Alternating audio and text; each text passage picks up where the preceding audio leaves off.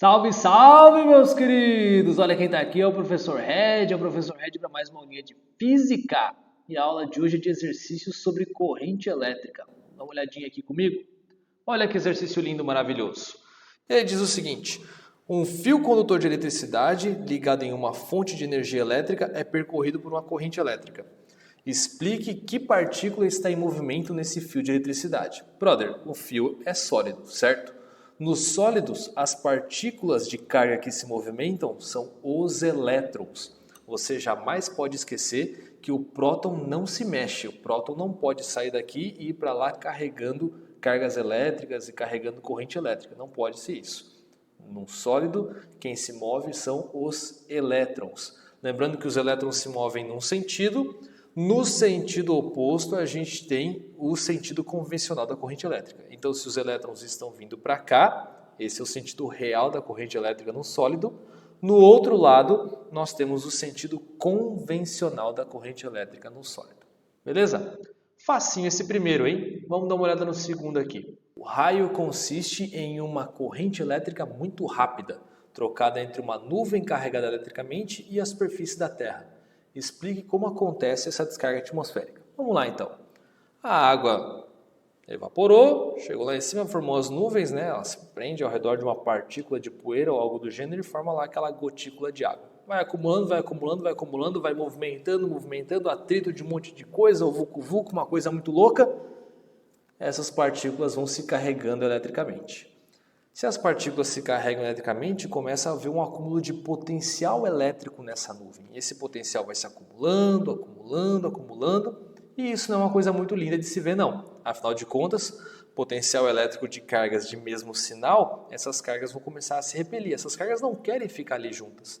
Elas começam então a procurar um jeito de descarregar. O problema é que o ar é um dielétrico, o ar é um isolante, a carga não pode sair de lá simplesmente e passar pelo ar para vir para a Terra.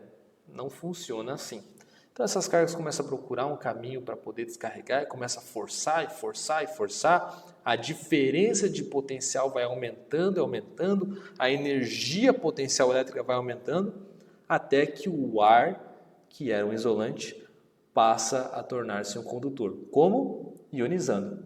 Ionizando as partículas de ar, você faz aquele ar que era um isolante tornar-se um condutor. E essas cargas começam então a descer e procurar um lugar para descarregar.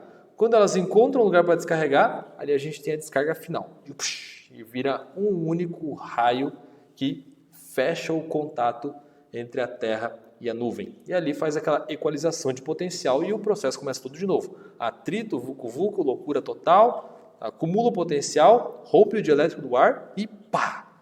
Mais um raio. E assim vão acontecendo as descargas atmosféricas.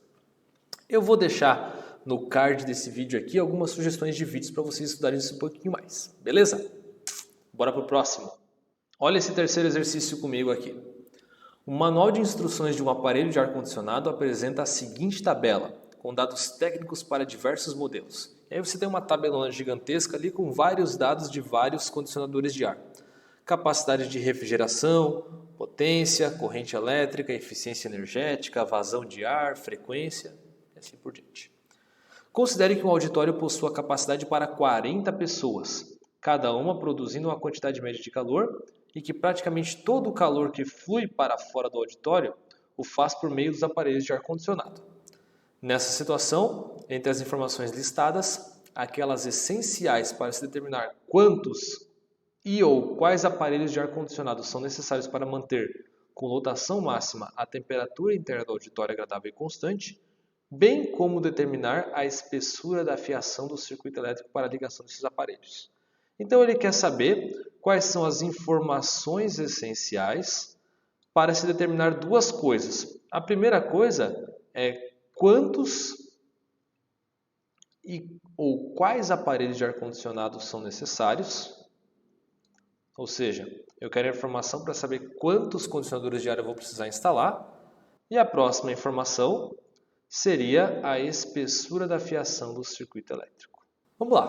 Quantos condicionadores de ar são necessários para manter a temperatura agradável? Bom, isso vai depender da capacidade de refrigeração de cada um deles. Quanto maior essa capacidade, mais ele consegue refrigerar. E aí eu vou precisar fazer alguns cálculos, que tem inclusive pronto na internet, para poder saber quantos condicionadores de ar eu vou precisar, dada a capacidade de cada um deles. Então esse é o primeiro. O segundo é saber a espessura da fiação do circuito elétrico, ou seja, se eu preciso de um fio mais grosso ou um fio mais fino.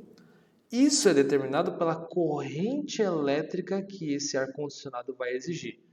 Um condicionador de ar que exige mais corrente elétrica exige um fio com uma bitola maior. Por quê? A bitola maior do fio vai fazer com que esse fio tenha uma resistência menor. E isso é bom quando a gente tem correntes altas, para que a gente não tenha muita dissipação de potência, ok? Quando a gente estudar a segunda lei de Ohm, isso vai ficar bem mais claro na sua mente. Mas por hora, entenda que quando eu preciso de correntes muito elevadas, eu preciso de fios com uma bitola muito grande. É por isso que esses fios que você vê no poste, em geral, tem uma bitola bem grande, ali passa uma corrente bem alta. Portanto, o gabarito dessa questão é letra E, capacidade de refrigeração e corrente elétrica ciclo frio.